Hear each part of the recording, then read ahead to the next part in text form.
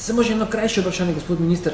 Ali ste vidva s premijerom kakorkoli komunicirala o aferi Patria, ki je bila v medijih že pred, se pravi zdaj to oddajo, ne vem, vsaj zadnjem letu? Ste karkoli komunicirala? Kaj ti nekako me zanima, ali ste obveščali prvega ministra, prime ministra, about, se pravi, za zadevo afera Patria, ki se je v medijih tako nekako začela napihovati kot balon. Ne, da se bi jaz spomnil, da bi midva imela sestanek na temo Patria in da bi o tej zadevi razpravljala. Sestanek samo tako, da ste se morebiti na kakšnem srečanju kakorkoli pogovarjala kot minister z premijerjem. Ali pa morebiti kot gospod Janša z gospodom Matejem. To vam bi pa zdaj zelo težko potrdil. Formalno se tega sigurno nikoli nismo pogovarjali, saj jaz se ne spomnim in tudi drugače se ne spomnim, da bi o tej zadevi kaj govorila.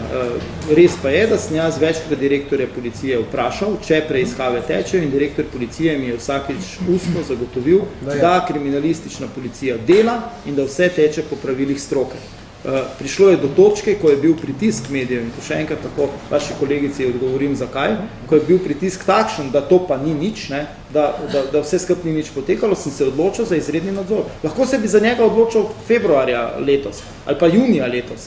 Odločil sem se zdaj, v tem trenutku, ko sem ocenil, da enostavno moram preveriti, če trditve, ki mi jih je nekdo v nekem obdobju ustno povedal, in trditve, ki sem jih dobil, so bile od direktorja policije zmeraj in izključno samo to, kar sem dejal.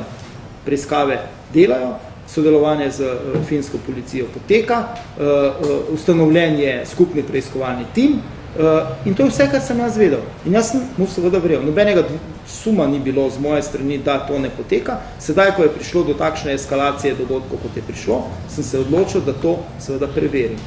In neodvisni preiskovalci, ki niso uslužbenci policije, ki so direktno podrejeni meni, so to preiskavo naredili in jaz sem vam jo želel predstaviti. Gospod minister, lahko samo eno krajše vprašanje, če je možno.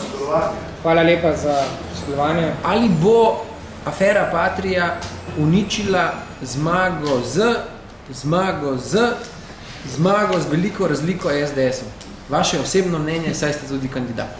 Ja, jaz sem res kandidat, ampak kot veste, nisem član nobene stranke, tudi stranke SDS ne.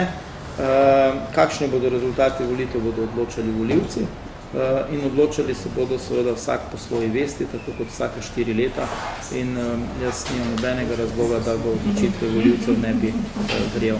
Hvala. Hvala.